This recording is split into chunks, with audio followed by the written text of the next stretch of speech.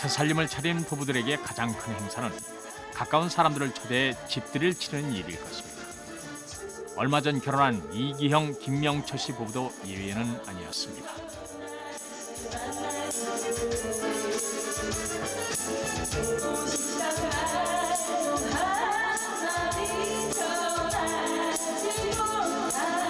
지난 3월달에 결혼을 했거든요.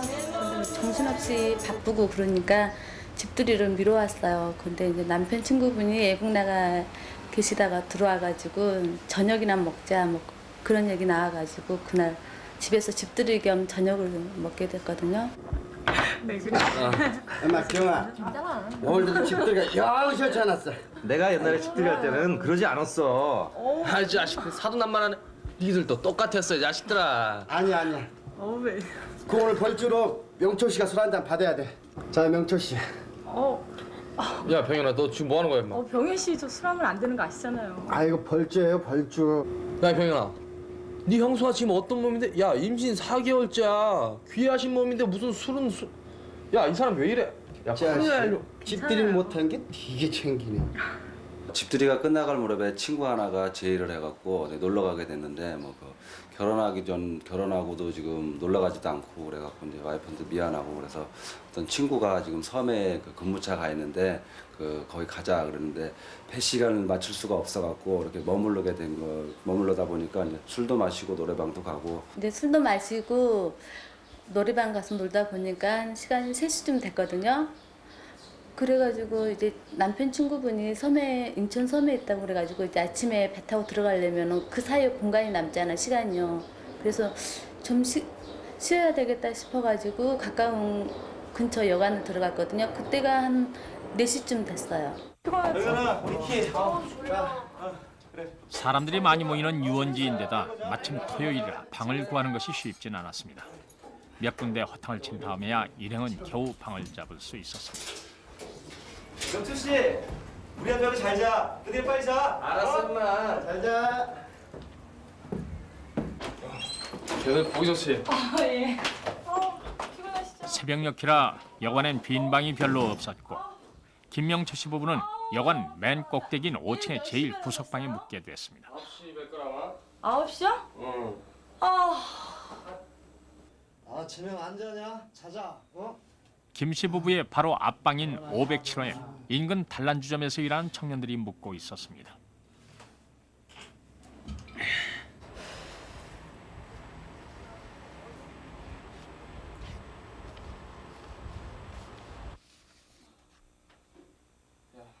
가잖아. 오늘 집들이 어땠냐? 몰라. 자기 친구들이 너무 짓궂게 굴었어 오늘. 걔네들 원래 장난이 심해.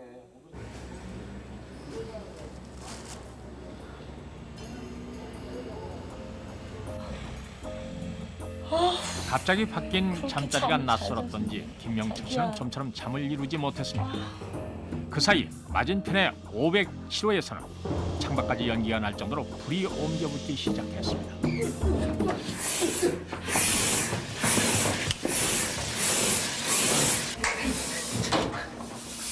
당황한 청년들은 아무에게도 화재를 알리지 않은 채 자기들끼리만 여관을 빠져나갔습니다. 오랜만에 집 아닌데 잠자리로 바뀌니까 좀 불편하고 좀 걱정도 되더라고요. 제가 그때 임신 4개월이었거든요. 애도 걱정되고 또 그런데 그 시간이 새벽이었는데 밖에서 요란스러운 소리가 나고 그러니까 좀 느낌이 이상하잖아요. 왠지 불길한 예감에 김 씨가 남편을 깨웠을 때는 이미 복도까지 불길이 번지고 있었습니다. 자기야 무슨 일이야? 무슨 일이야? 불났어 불.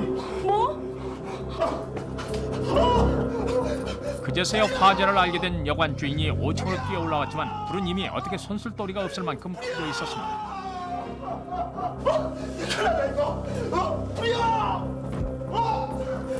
주인이 할 수 있는 일은 아직 불길이 번지지 않은 아래층의 투숙객들을 깨워 대피시키는 것뿐이었습니다.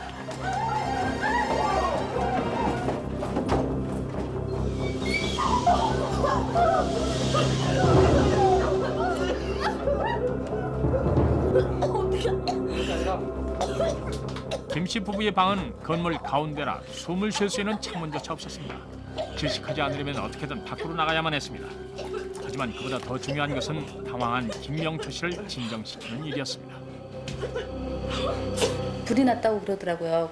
근데 이제 조그만 불이라고 그래서 사실 방에 불도 안 나가고 전기도 들어갔고 그래서 조그만 불이나 보다 하고 그 당시 아내가 임신 4개월이라 그것이 무척 걱정됐었고 그리고 어떻게 밖으로 나가야 될지 참 난감했었고 아내한테는 당황한 모습을 보이지 않으려고 남자 체면에 그것도 참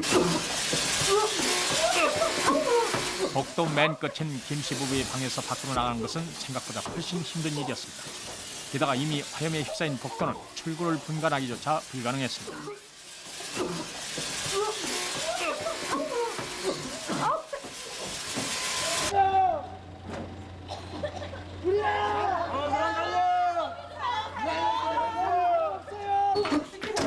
미처 피하지 못한 채 5층에 남아있던 다른 투숙객들도 탈출을 서둘렀습니다. 하지만 쉽지 않은 일이었습니다.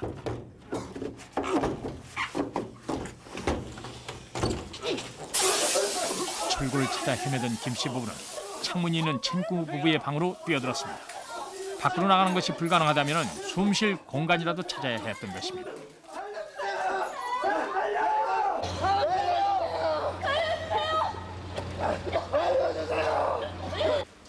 이제 친구 방으로 들어갔는데 다행히 거기는 유리창이 있었거든요.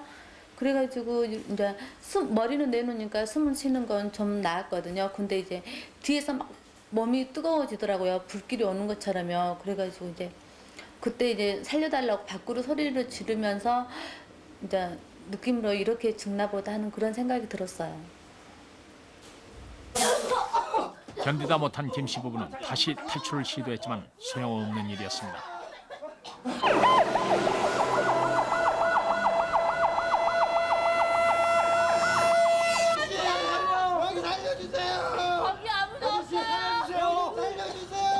출동 지령을 받은 시간이 새벽 4시가 좀 지난 시간이었습니다. 이어 여관 화재라는 이야기를 들었을 때 정신이 번쩍 났습니다. 오늘이 주말이고 여관에는 손님들이 꽉 차 있을 텐데 야 이거 인명피해가 많이 있겠구나라는 생각을 하고 출동 중에 어떻게 하면 이 사람들을 효과적으로 구조할 수 있을까. 야 정말 인명피해는 없어야 될 텐데 이런 기도하는 심정으로 출동을 하게 되었습니다. 먼저 현장에 도착한 것은 연안 소방파출소 대원들이었습니다.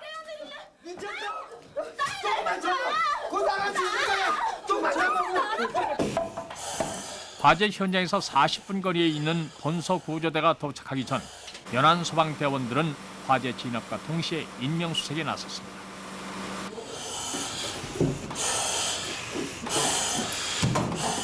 맨 처음 구조된 것은 출구에 비교적 가까이 있던 504호 투숙객이었습니다. 그러나 불길이 강한 안쪽으로 더 이상 진입이 불가능했습니다.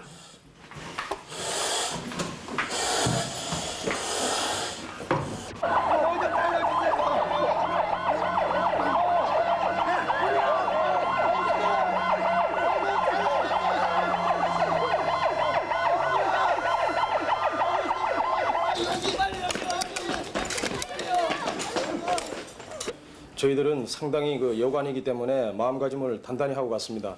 다행히도 1층이나 2층에서 화재가 난 것이 아니고 여관 제일 꼭대기층인 4층에서 화재가 나 있었고 그 4층에서는 농염과 화염이 분출이 심하게 되고 있었으며 바로 옆 창문에서는 4명의 구조자가 살려달라고 아우성을 치고 있기 때문에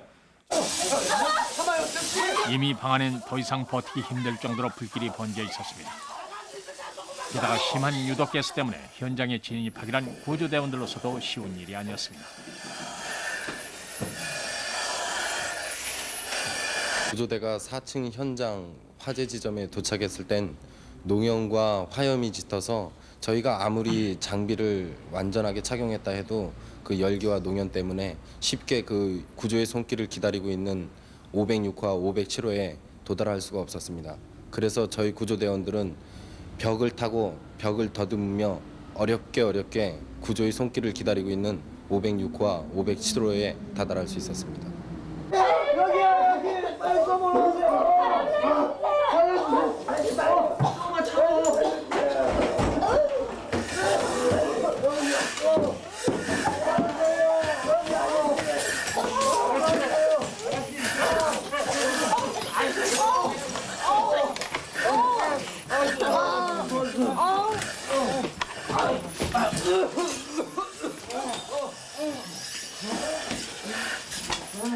회원들이 도착하자 그때까지 겨우 버티고 있던 김영철 씨는 의식을 잃고 말았습니다.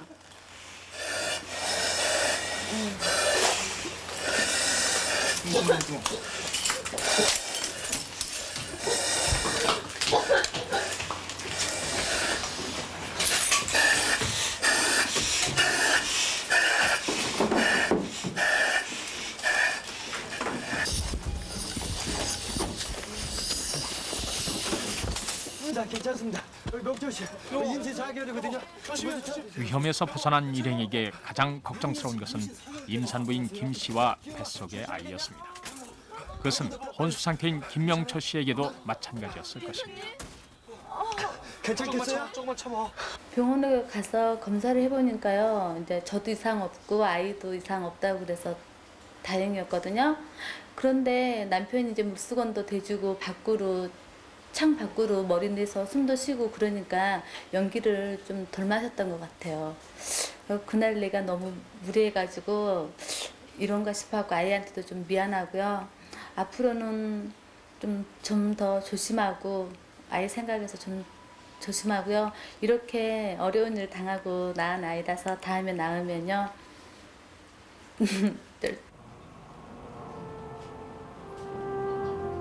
영초야. 그날 이후 아이를 기다리는 마음이 더 각별해졌다는 김명철 씨 부부. 막 차도 막히고. 아, 오늘 병원 갔다 왔어? 의사 선생님 뭘 하셔?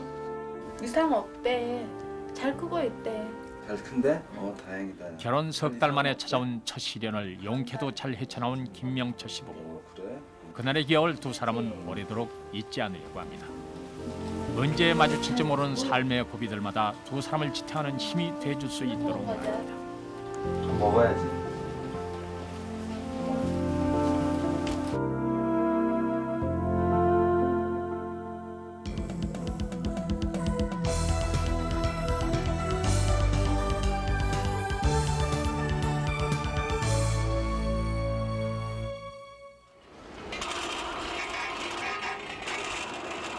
최근 고층 건물 신축 공사가 많아지면서 부쩍 눈에 띄는 것이 무거운 차재들을 옥상으로 옮기는 데 쓰이는 타워 크레인입니다. 그와 함께 지상 60-70m 공중에서 타워를 운전하는 크레인 기사도 꽤 인기 있는 직업으로 자리 잡게 됐습니다.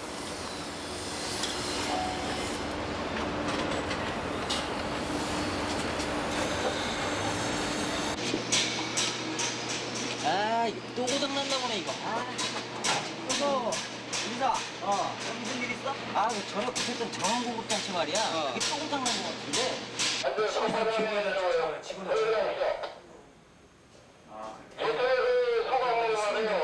연기가 많이 나는데 거기 좀 한번 가보시죠. 스티커 같은 건 넣지 않도록. 경력 10년째의 베테랑 기사인 유복석 씨의 크레인이 갑자기 고장을 일으킨 것은 지난 5월 31일 오후였습니다.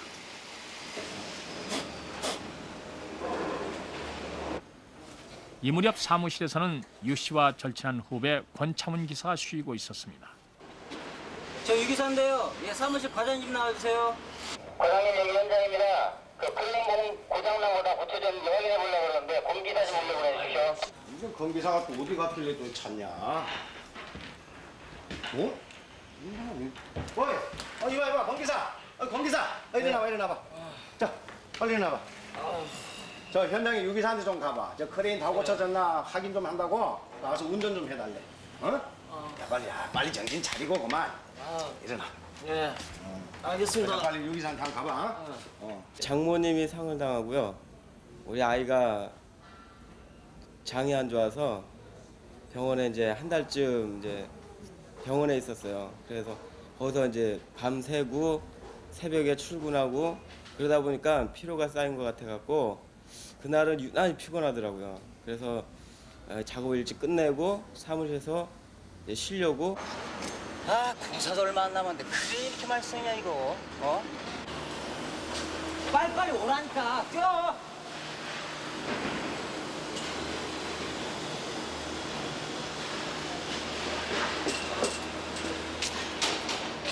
몇 고정이에요? 저기 배선에 문제가 좀 있는 것 같아서 내가 지금 손을 봤거든. 그러니까 위에 올라가서 시운전을 한번 해보라고. 연결은 다 된 거예요? 아, 다 됐지. 위에 좀 올라가 있어. 내가 금방 무전 쳐줄게. 자, 무전기 갖고 올라가.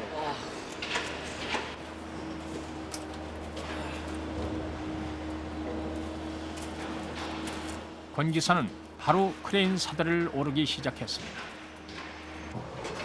오후 내내 사무실에서 쉬어야 했을 정도로 몸 상태가 나빴지만 선배의 부탁을 거절할 수는 없었던 것입니다.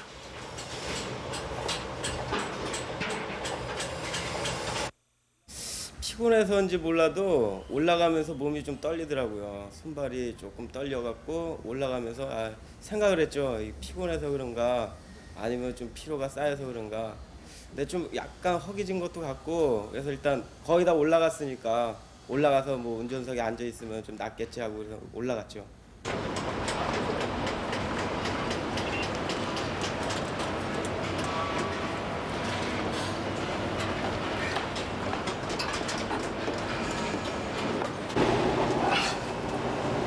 가까스로 운전석까지 올라가긴 했지만 문제는 그 다음이었습니다. 권 기사는 크레인 운전은커녕 제 몸 하나 가누지 못할 만큼 심한 탈진 상태에 빠져들고 있었던 것입니다. 왜 이러지?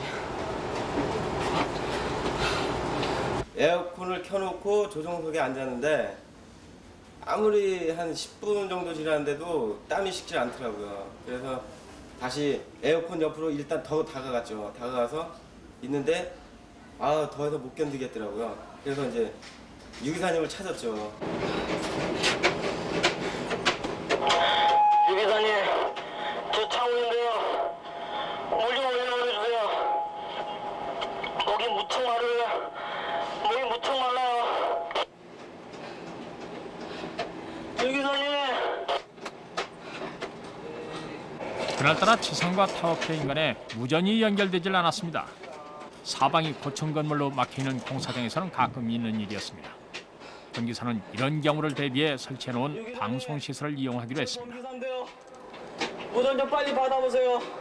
유기사인데, 권기사, 무슨 일이야? 목이 말라서 그러는데 음료수 좀 올려 보내주세요. 그리고 빵도요. 그래, 알았어. 내가 금방 사올 테니까 조금만 기다려. 유기사님, 죄송한데요. 직접 좀 올라오세요. 아무래도 제 몸이 이상해요.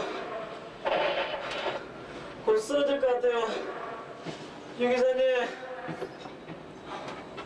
제일 처음에는 농담인 줄 알고 망설였죠. 망설였는데 계속 제 차 무전이 날라오길래 일단은 물과 음료수를 가져오고 난 다음에 나중에 장비가 살면은 후쿠에 달아주겠다 그랬는데 다시 물과 음료수를 다시 가지고 올라오라고 하더라고요. 그래서 한참 권 기사는 나보다 한참 나이도 어리고 한참 후배인데 이게 농담이 아니고 이거 뭔가 이상이 있는가 보다 그렇게 느껴가지고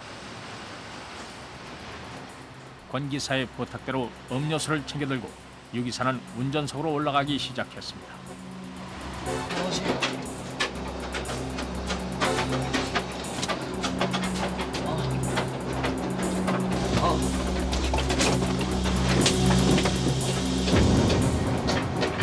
아무리 하루에 몇 번씩 크레인을 오르내리는 기사라 해도 운전석까지 올라가는 데는 15분 이상이 걸렸습니다.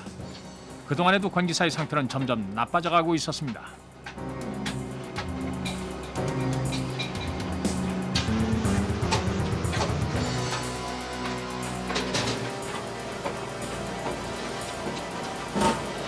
공기사! 이봐 공기사! 왜 그래? 야! 야 공기사! 뭐? 야 공기사! 야 임마! 여기서 그러면 어떡해! 야 정신 차려!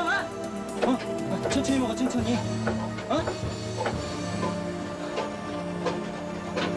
천천히 조금 전까지만 해도 저하고 통화를 했었는데 무전기 통화를 했었는데 올라가 보니까 완전히 누워가지고 거의 정신을 잃어가고 있더라고요. 그래서 나름대로는 판단이 정신을 잃어가길래 급한 나머지 먼저 뺨을 한 두세 대 때렸어요. 때리고 난 다음에 물하고 먹을 걸 줬죠. 일단은 권기사를 빨리 밑으로 내려야겠다는 생각에 사무실에 연락을 해가지고 콘크리트 타사라는 바가지를 지게차를 빨리 불러가지고 가지고 오라 그랬어요. 과장님, 저 유기사인데요. 권기사가 이상해요.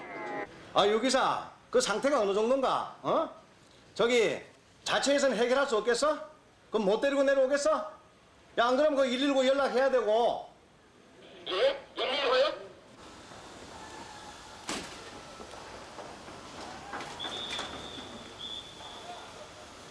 (70m) 크레인 위에서 쓰러진 지 30여 분 만에 권기사를 구하기 위한 현장과 구조대의 합동작전이 시작됐습니다. 권기사, 야 소리 들리지? 어?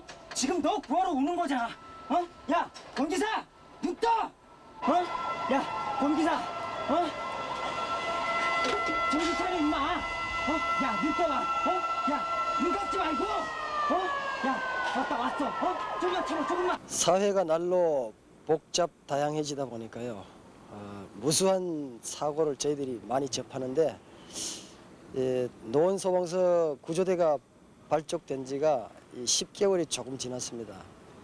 처음 저희가 왔을 때 아파트 공사 현장이 많아서 타워 크레인 사고가 날 것이다 하고 예상은 했습니다만은 막상 현장에 출동해 보니까 타워 크레인 사고여서 상당히 당황했습니다. 그래서 저희 그 고가 사다리 차를 펼쳐 보니까 56m가 한데 현장에 닿지를 않더라고요. 그래서 빨리 그 구조대원 2명을 타워 크레인 현장으로 올려 보냈습니다. 권기사! 야 지금 올라오고 있어. 어? 야 눈 떠봐 눈.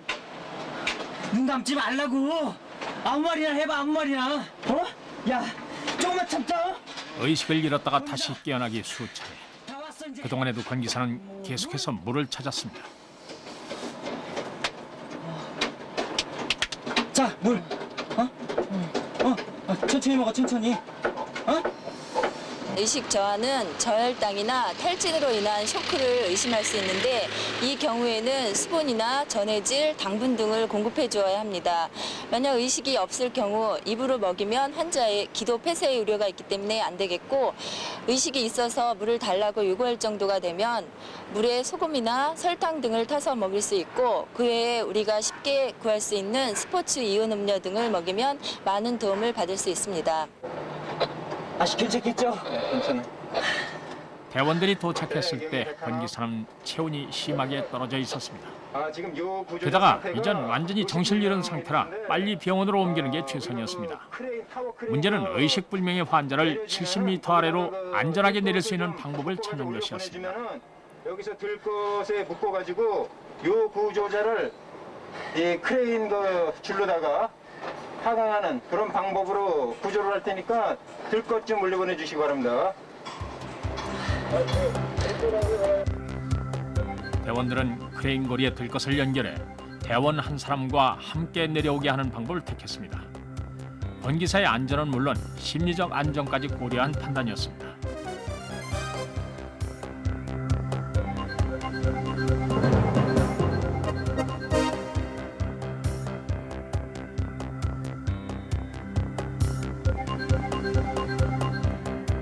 전신 보호용 들것에 권기사의 몸을 완전히 고정시킨 다음에야 본격적인 구조 작업이 시작됐습니다.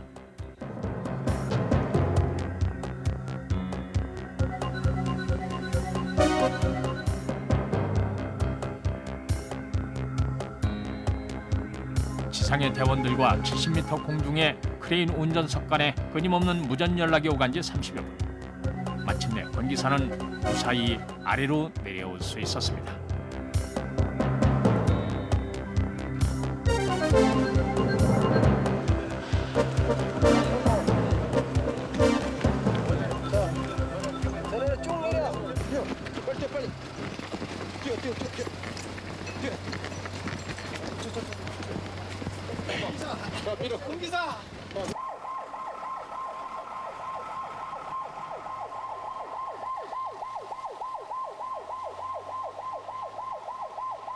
이 환자는 갑자기 변화된 환경으로 인해 몸의 평형성이 깨지면서 위험한 상태에 빠졌는데 119 구급대의 신속한 구조와 이송으로 인해 적시에 치료를 받을 수 있었던 경우였습니다. 당시 권 씨는 의식 혼탁과 탈수 증세를 보였으며 병원에서 적절한 치료와 적절한 수액 공급과 염분 섭취로 인해 곧 안정을 되찾을 수 있었습니다. 특히 여름철 고온에 장시가 노출될 경우 적당한 휴식과 함께 충분한 수분과 염분 섭취로 해줌으로써 이와 같은 열탈질을 예방할 수 있겠습니다. 엉덩이 한번 놓쳐 뭐. 예.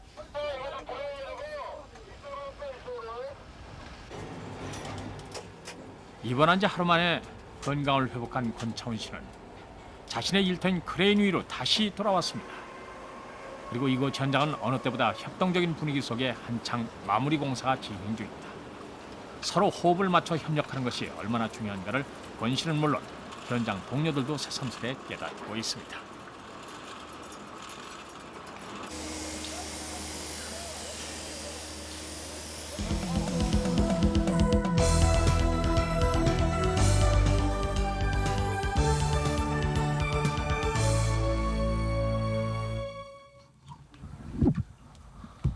아 무슨 비가 이렇게 오나 이거. 꿀도 따야 되고. 한봉을 바라하는 남원에서 박찬영 씨는 사람도 온다 작년 봄 그랬는데 전북 큰일이네. 진안의 마이산 근처에 집을 얻었습니다. 벌을 키우는 4월에서 11월까지 머물기 위해서였습니다. 남원에서 부모님을 모시고 있는 부인 하정자 씨는 한 달에 2번 필요한 것들을 챙겨서 들르곤 했습니다. 결혼한 지 1년 반. 이제 보름 후면은 두 사람의 첫 아이도 태어날 것이었습니다.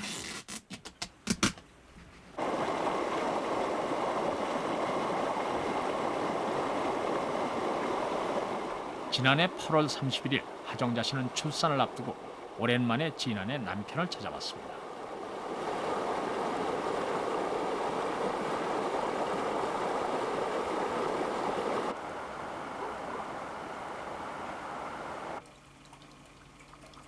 장마도 다 지났을 텐데 그날따라 온종일 비가 그치질 않았습니다.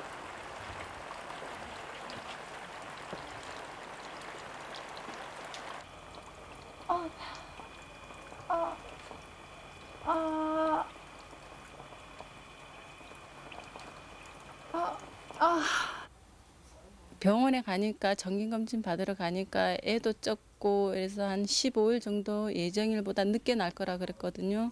그래가지고 반찬 해주고 그 다음날 가려고 했는데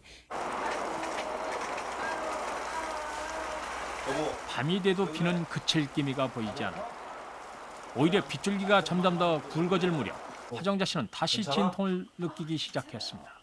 많이 아프면 병원에 가고. 아니 아까도 이러다가 그만 나았어요. 걱정하지 마세요. 괜찮겠어? 예, 걱정하지 말고 주무세요. 하긴 뭐 며칠 남았는데 뭐. 네, 얼른 자. 괜찮겠지?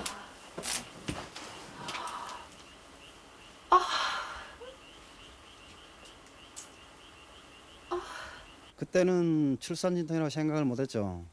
애정일도 좀 남아 있고 그리고 또 그때까지 진통이 한 번도 안 왔어요. 그래 뭐 듣기로는 진통이 애 낳기 전에 몇 번 온다고 듣고 그래서 대수롭게 생각이 안 했죠. 벌써 12시가 넘었잖아. 여보. 여보.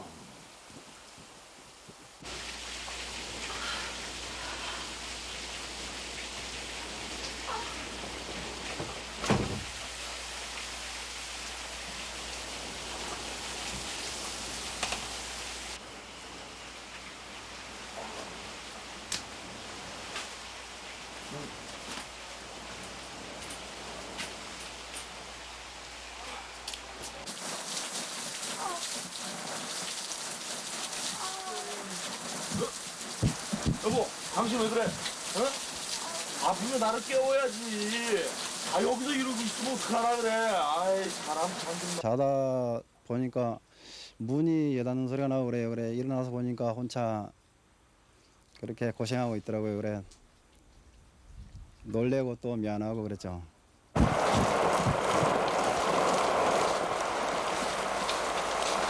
근처에 인가 하나 없는 윗단집이라 도움을 청할 것도 마땅치 않았습니다. 겨울을 건너 마을로 나가는 것밖엔 다른 방법이 없었습니다. 하지만 그것도 쉬운 일이 아니었습니다. 물이 많이 불었어요. 그래 저희 힘으로는 도저히 나갈 수가 없고 더구나 또 만사의 몸을 이끌고 같이 나간다는 건 불가능했어요. 그래 올 봄부터 여기 들어와 살았기 때문에 이렇게 갑자기 물이 분다는 것도 생각을 못했고 나중에 들어보니까 이 산이 돌산이고 마이산이 해서 갑자기 물이 불고 또 갑자기 물이 빠지는 지형이라고 들었어요. 그래 무척 당황했죠. 생판 객지다 보니 인근 지리에도 익숙치 않은 터라 다른 길을 찾아 나간다는 것도 무리였습니다. 우리 119에 신고하는 게 어떨까? 그래.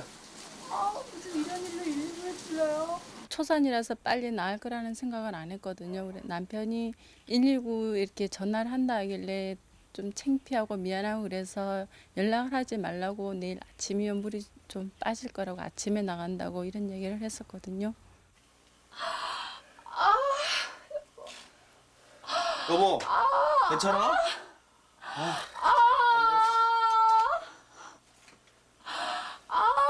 거기 119죠? 저희 집사람 보다 못한 박 씨가 119에 도움을 청한 것은 새벽도 한참 지났을 때였습니다. 여기 용대마을이에요. 네, 물이 불어서 건너갈 수가 없어요. 저희 집사람이요. 만상인데요. 진통을 하고 있어요.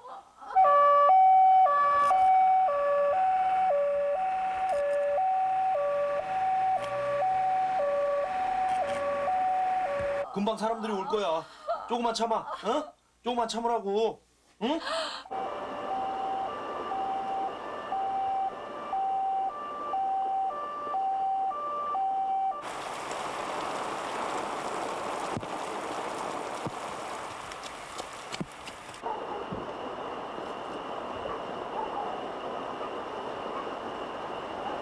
남편이 뚜기에서 뭐라고 하면서 손짓을 하는데 물소리 때문에 잘 알아들을 수가 없었습니다. 손짓을 하는 것을 보고 딴 길 없다는 걸 알고 개울을 건너야 하는데 당시 우리가 보유한 장비로는 고무 튜브와 로프뿐이었습니다. 단순한 고립사고라면 로프를 걸어서 구조할 수 있었지만 산모란 얘기를 들었기 때문에 섣불리 행동할 수가 없었습니다. 무리한 구조는 오히려 위험하다는 생각 때문에 본서 구조대를 요청하게 된 것입니다. 새벽 3시경 하 씨가 진통을 시작한 지 5시간 만에야 전주소방서에 구조 요청이 접수됐습니다.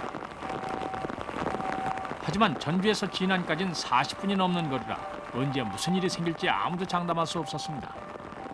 먼저 출동했던 진안소방파출소 대원들은 만약의 사태에 대비하기 위해 인근 보건소에 간호사와 조산사를 요청했습니다.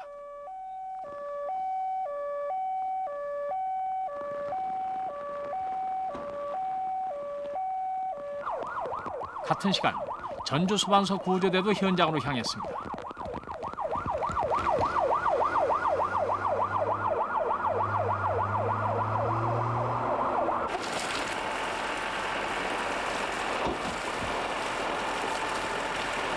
저쪽에 산모가 있고 구조대가 지금 오고 있습니다.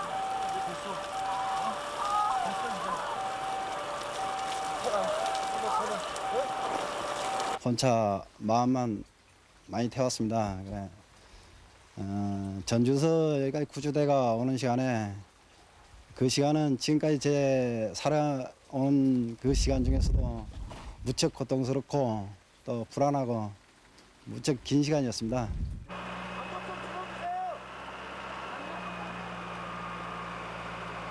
전주에서 요 구조자가 기다리고 있는 진안 현장까지는 모래째라는 아주 험난한 고개가 있습니다. 그날 밤에는 폭우가 쏟아지고 한 치 앞을 분간하기가 힘들 정도로 도로 상태가 안 좋았습니다. 깊은 산골을 고불고불 지나서 현장에 도착하니 구급차와 진안군 보건소 요원들이 요 구조자를 구조해오기를 아주 안타깝게 기다리고 있었습니다. 하천을 보니 하천 제방이 아주 범람할 듯하고 소용돌이와 함께 많은 급류가 흐르고 있었습니다. 건너편에서는 요 구조자 보호자와 함께 아주 저희에게 뭐라고 안타깝게 소리를 지르는데 물소리 때문에 저희는 잘 알아들을 수가 없었습니다. 또 저희가 그 물 깊이도 모르고 야밤이라서 어떤 거리도 모르고 그래서 그 요 구조자를 구조하는 데는 보트가 그래도 가장 안전하다고 생각됐습니다.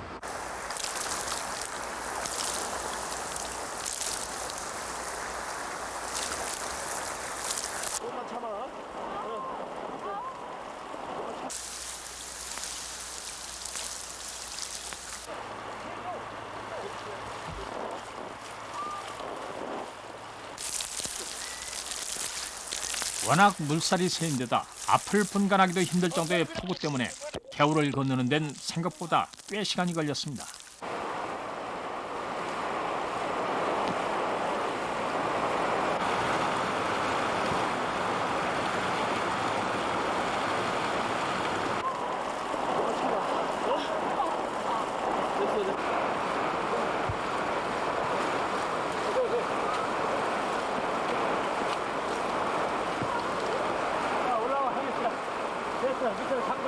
밤에 폭우와 급류를 헤치며 개울을 건너 산모에게 도착하오니 산모와 보호자는 매우 침착한 모습이었습니다.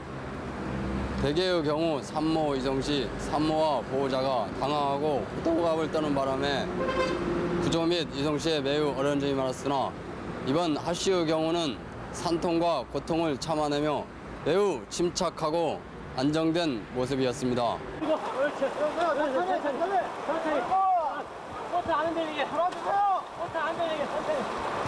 돌아가는 길은 더 힘들었습니다. 산모와 뱃속의 아이가 불안해하지 않도록 보트에 균형을 잡느라 대원들은 내내 신경을 써야 했습니다.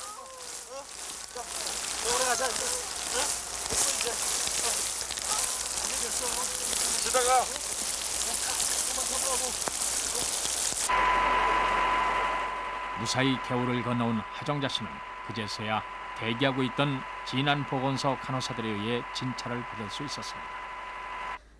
당시 하정자 씨는 혈압이나 내진결과는 이상이 없었어요. 그런데 산모 태아의 심장 뛰는 소리가 몹시 불규칙했기 때문에 그것은 오랜 시간 동안 산모가 불안한 상태로 마음을 진정시키지 못했던 까닭인 것 같았습니다. 그래서 산모가 심호흡하도록 크게 도와주면서 대학병원으로 바로 이송시켰습니다. 그제서야 아내의 진통이 출산 때문이란 걸 알게 된 박찬영 씨. 그는 구급차가 병원에 도착할 때까지 그리고 부인 하씨가 아이를 낳기까지 4시간 동안 내내 마음을 졸여야 했습니다. 요즘 같은 장마철에는 특히 교통사고나 순환사고가 많이 발생하여 인명피해가 많이 생기고 있는데 이번 같은 구조 업무는 엄마의 품속, 따뜻한 품속에서 새 생명이 이 세상에 태어날 수 있도록 전 직원이 무사히 구조 업무를 했다는 것이 그 어느 때보다도 값진 보람을 느낍니다.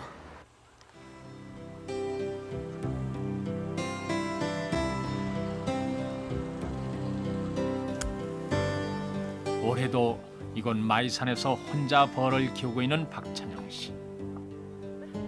부인 하씨가 남원과 진안을 오가는 것도 예전과 다를 게 없습니다. 갈수록 아빠를 닮아가는 아들 장원이의 존재가 아니라면 말입니다.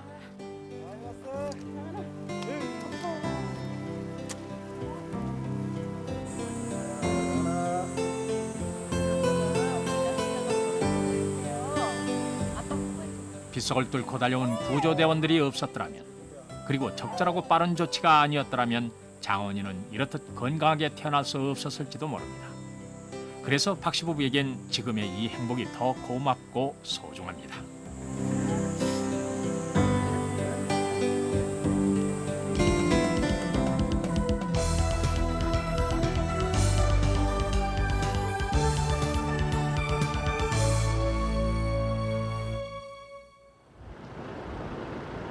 제 이름은 배원욱입니다. 작년 여름방학에 우리 가족은 피서를 갔습니다. 무서우시지만 저하고 잘 놀아주시는 어머니, 한 살밖에 차이가 안 나 자주 싸우지만 형님이라고 나를 따르는 준우, 그리고 얘는 태영이라고 우리 집 귀염둥이입니다. 아버지가 바쁘셔서 같이 못 왔으니 제가 동생들을 잘 보살펴 주어야 합니다. 이번 목적지는 울릉도, 정말 재미있을 것 같습니다.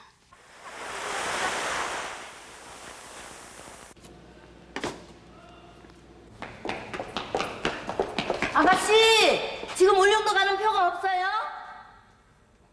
오늘은 없습니다. 매진입니다. 어머머머, 큰일 났네. 어떻게 갈 수가 없어요? 내일 다시 오세요. 어머나, 어떡해. 원호가 좋네야. 울릉도 못 가게 생겼다. 표가 하나도 없대. 그러면 못 가는 거예요? 그러면 바다에서 수영도 못 하는 거예요? 아이들이 수영을 참 좋아했어요. 방학 때마다 수영장 특강을 다녔어요. 그리고 올여름에는 울릉도를 한번 가자고 아이들하고 약속을 하고 이제 울릉도로 이제 계획을 잡고 왔는데 표를 구할 수가 없었어요. 미리 예매를 하지 않아 갖고. 그래서 수영장이 있는 이제 벽암온천 쪽으로 가기로 결정을 하고 이쪽으로 왔어요.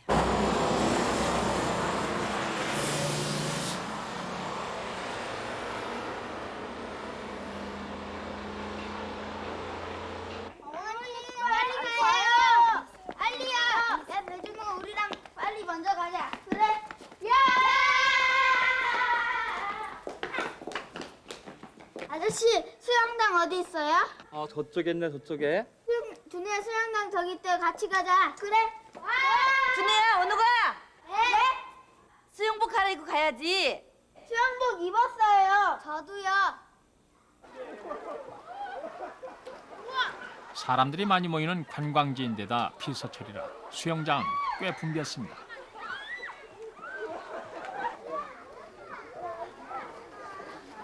준우야, 어느 가? 이쪽으로 봐, 여기.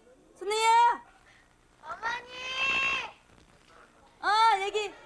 형은 어디 갔어? 저 수영하고 있어요.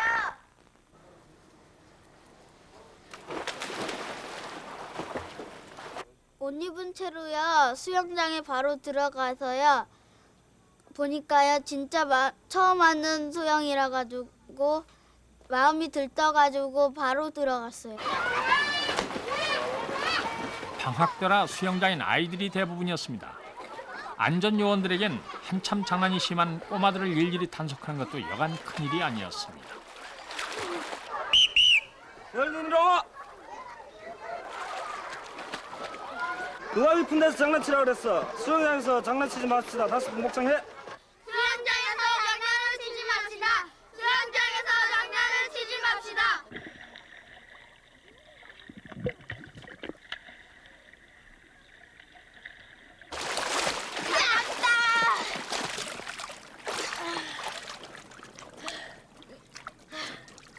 준우야, 우리 이거 재미없으니까 얼음풀에 가서 놀자. 싫어. 난 그쪽 깊은 곳에 가선 싫어. 우리는 수영 잘하잖아. 싫어. 난 무서워서 안 가. 그럼 나 혼자 간다. 그래. 동생이랑 놀다가요. 어른 쪽 풀에 사람이 더 많고 재밌어 보이고 잘하는 사람이 있었는데요. 그땐 저는 발차기만 하고 있었고 그 사람들은 다른 수영을 잘하고 있었는데 나도 그런 걸 잘할 수 있다는 생각을 가지고 얼음풀에 들어가서 놀았어요.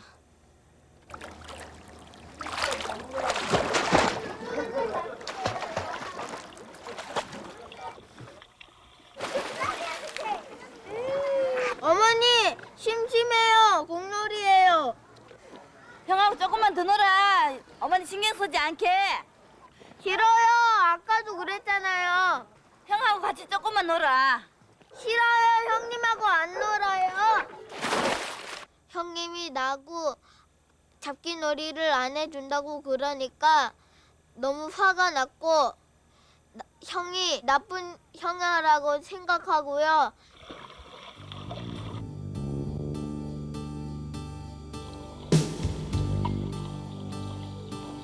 사람이 워낙 많은 데다 물속에 잠수하다시피 수영한 탓에 아무도 원욱이가 어른풀에 있다는 걸 알아채지 못했습니다.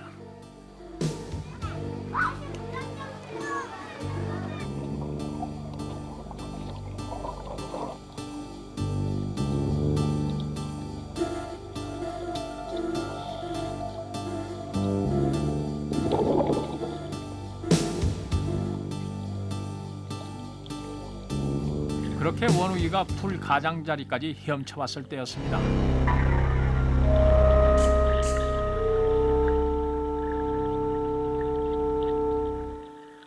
다리가 뻐근해지면서 몸이 물 밑으로 빠져들기 시작하니까요. 있는 힘을 다해서 소리를 질렀지만 물을 많이 먹은 상태라 가지고 다른 사람에게 전혀 소리가 들리지 않았고 그 생각은 너무 이제 난 죽느냐고 생각했고 그 다음부터 생각이 안 납니다.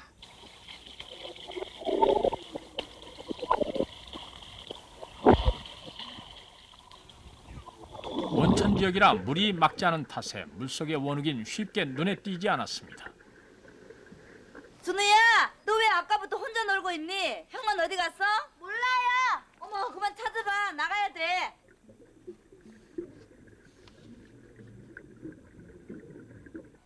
형님은 혼자서도 잘 노는데 뭐.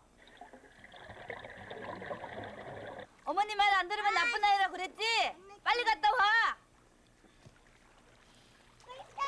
전혀 생각도 않고 어디 있겠지 형한 찾아보라고 그런데 안 보인다고 그러더라고요. 그래서 저는 바깥으로 나갔다 들어갔다가 이렇게 하는가 보다고 생각을 하고 전혀 관심을 안 두고 그냥 아이한테만 신경 쓰고 있었어요.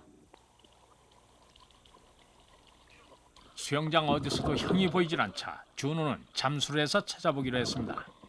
제가 잠수를 하면서 찾았는데요. 형님이 얼음칸에서 허리를 쭈그리고 앉아 있었어요. 그래서 제가 일어나서 형님이 물에서 잠수를 하고 있어요 하고 물속에 형이 잠수를 하고 있는 거라고 생각한 준우는 다시 엄마한테로 헤엄쳐가기 시작했습니다. 어머, 얘 원욱이는 어디 갔지? 아까부터 안 보이네.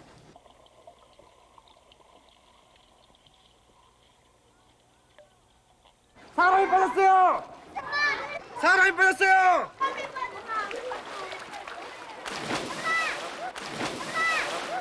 의식을 잃은 원욱이가 물 위로 떠올랐을 때야 사람들도 사고가 난 걸 알게 됐습니다. 사람이 빠졌어요. 그러고 이제 어떤 학생이 막 고함을 질렀거든요. 그래서 저는 이제 아기를 데리고 있으면서 이렇게 쳐다봤어요. 보니까는 어머나 이렇게 어른이 빠져갖고 이렇게 붕 뜬 그런 모습이어갖고 무심코 이렇게 쳐다봤는데 어머나 건져내는 아이의 모습을 보니까는 원욱이었어요. 이맘때면 꼭 한두 번쯤 생기는 일이라 이곳 직원들은 응급처치에도 웬만큼 익숙해져 있었습니다. 어떻게 돼요? 아저씨, 아저씨, 가슴 마사지. 아저씨. 빨리 해봐, 빨리. 빨리 가서 병원에 데려가. 어떻게 돼요, 아저씨? 원욱아, 정신 차려봐. 원욱아, 아저씨 어떻게 해요? 제가 그 당시 상태를 보니까 원욱이가 의식과 호흡과 동공도 풀려 있는 상태고 그 당시에 상당히 심각한 상태였었습니다. 그러나 항문이 닫혀 있는 것을 보아 죽은 것은 아니라고 생각하여 응급 조치를 실시하였습니다. 야, 영수야, 빨리 119 봐. 아저씨 어떻게 해요? 불러, 빨리 좀 어떻게 큰일 났다, 해봐주세요. 이거, 큰일 났네. 원욱아, 빨리 좀 차 좀 불러세요. 아, 차 좀 불러라. 어떡해요? 아저씨, 원욱아, 정신 차려봐. 원욱아, 대답해봐. 응급 조치 한 2, 3분 후에 원욱이가 그 목구멍에서 그 물을 토해냈습니다. 그래서 이제는 좀 물을 토해내면 살았다고 생각을 하고 그래도 그 어린애다 보니까 후송 조치를 빨리 해야 되겠다고 생각했습니다.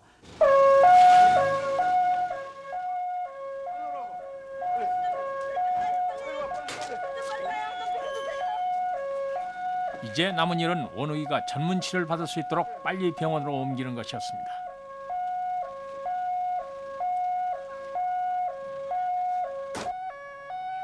시내에서 꽤 멀리 떨어진 곳이라 병원까지는 20분 이상이 걸렸습니다.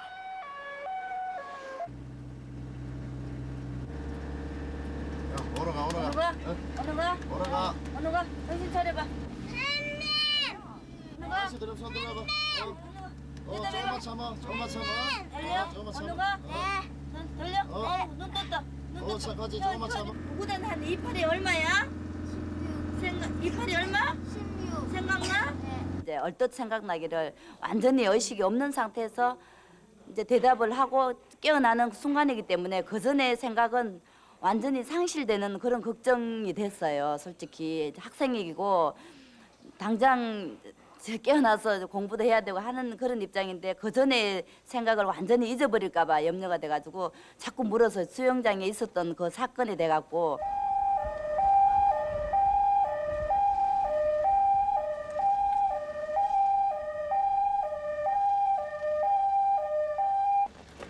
병원에 도착할 무렵 원욱인 어느 정도 의식을 회복한 상태였습니다. 우리가 익수 사고에 우리가 유념해야 될 사항들은 물속에서 구조되었을 때 즉시 물속에서라도 구강대 구강 인공 호흡법을 시행을 해야 되며 심장 및 호흡이 어느 정도 돌아오면 차후 합병증 및 후유증을 위해서 더 큰 병원으로 신속하게 이송해야 되겠습니다.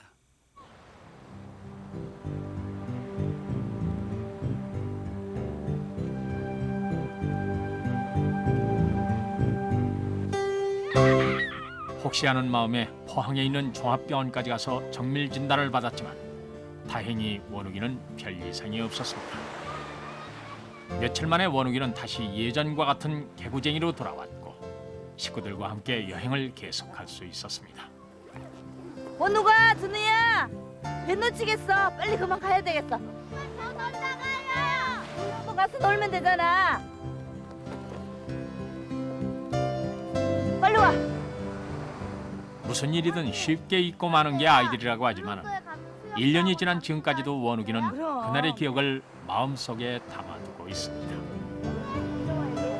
글이 있은 후 저희 어머니께서는 화를 내지 않으시고 수영을 더 잘하라고 하였습니다. 이제는 손도 잘하고 발차기도 잘하게 되었습니다. 그런데 이번 여름 방학 때 피서를 가는 어린애들 중에서 수영장에 가면은 꼭 준비 운동을 한 다음에 깊은 곳에는 들어가지 않았으면 좋겠어요.